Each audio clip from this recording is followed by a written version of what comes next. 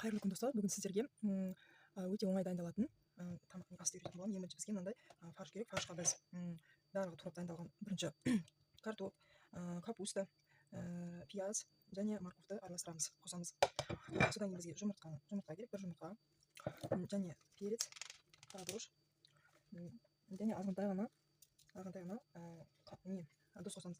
Осының барлығын салып араластырамыз. Барлығын жақсылап араластырамыз. Араластырып болған соң біз мынандай протеинге олардың барлығын домалақтап салатын боламыз. Домалақтап. Мен осылай етіп араластырып алдым барлығын. Енді бізге осылай туралған картоп керек болады. Картопқа біз тұз саламыз. Кішкене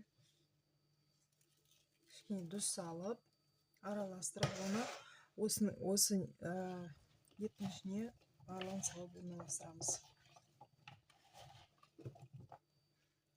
Осылай етіп барлығын орналастырып шығамыз ішіне.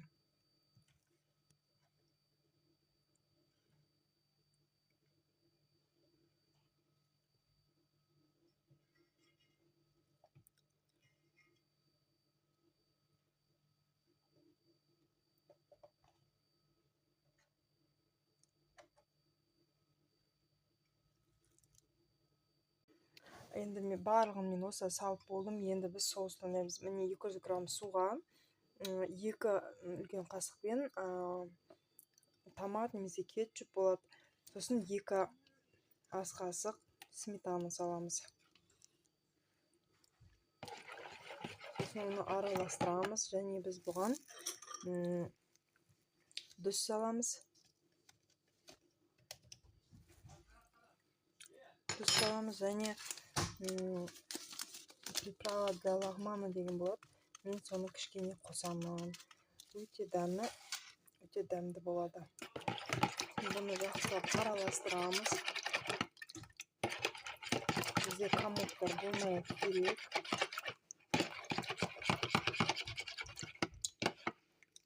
Жақсылап араластырып алдық. Енді оны біз мына үстіне картоппен үстіне жақсылап бұлай құйып шығамыз барлық жеріне. Енді бұны біз 200 градуста 25-30 минут пісіреміз. Біз шығардық. Енді біз бұған кішкене бетіне сыр қосамыз. Сіздер сыр қоспасаңыздар да болады, бірақ мен сыр қосамын осылай. Сосын бұны біз қайтадан духовкаға 5 минутқа қоямыз.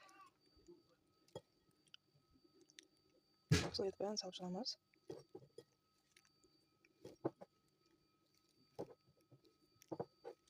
Тамағымыз осындай болып пісіп шықты. Міне қараңыздар. Бәрі жақсы пісті арасында. Етіміз де бәрі. Ас болсын, семья мүшелерінің барлығына ұнайды деген ойдамын мен.